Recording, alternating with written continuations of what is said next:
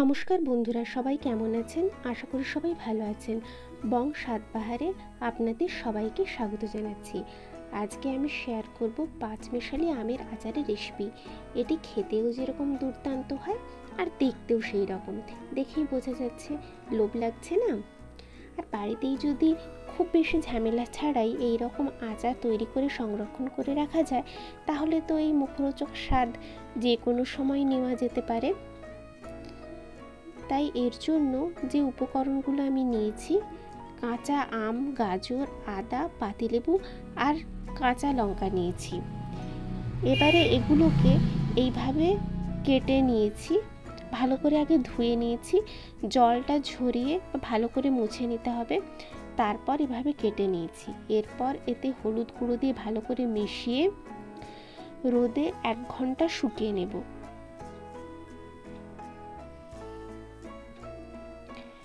আর কিছু মশলা নিয়ে নিয়েছি।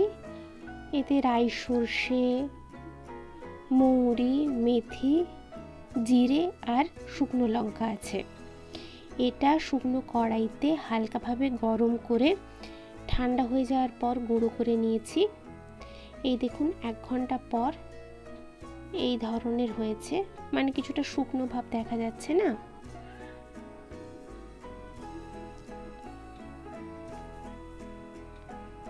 এবারে বাদবাকি উপকরণ দেব। পরিমাণ মতো লবণ দিয়ে দিচ্ছি। টক জাতীয় আচারে লবণটা একটু বেশি লাগে, তাতে স্বাদটা ভালো হয়, মানে টকটা বেশি ভালো বোঝা যায়।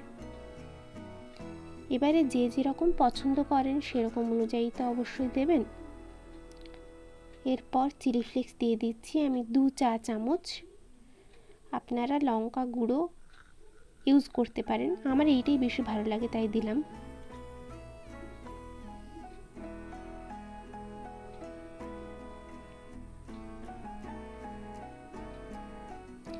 এরপর গুঁড়ো করে রাখা শুকনো মশলাগুলো দিয়ে দেব। এটাও কিন্তু মিহি করে গুঁড়ো করা নয়, একটু দেখুন দানা দানা দেখা যাচ্ছে, আর এটাই মুখে পড়লে বেশ ভালো লাগে, মিহি করে গুঁড়ো করব না। আর 1 চা চামচ হিং দিলাম।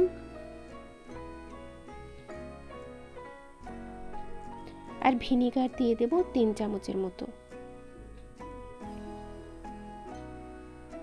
এবারে আমটা কীরকম টক তার উপর নির্ভর করছে। আর সর্ষের তেল দিয়ে দিলাম, দিয়ে এটা ভালো করে মিশিয়ে নেব। যদি আম বেশি টক না থাকে তাহলে আরও একটু বেশি ভিনিগার দিতে হবে। এতে আচারটা যেরকম ভালো থাকে আর টক ভাবটাও বজায় থাকে। টক জাতীয় আচারে আবার টক না লাগলে খেতে ভালো লাগবে না।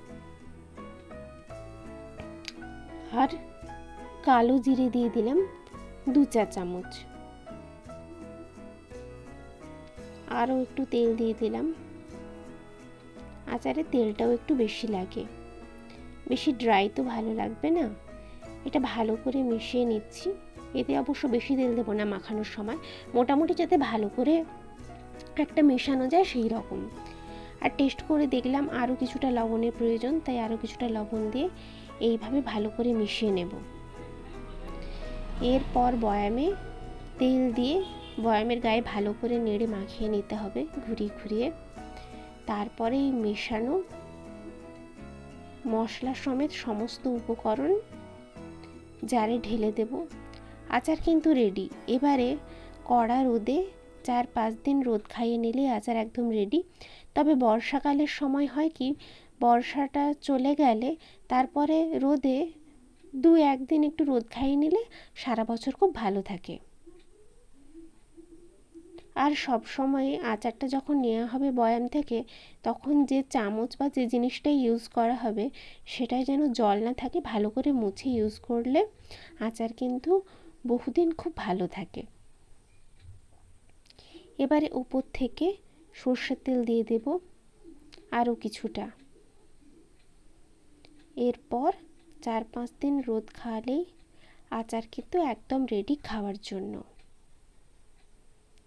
এবারে ভাত বা রুটি যে যেরকম খুশি খেতে পারেন, যে যার পছন্দ মতো। আজকের মতো এটুকুই। বাই, সবাই ভালো থাকবেন।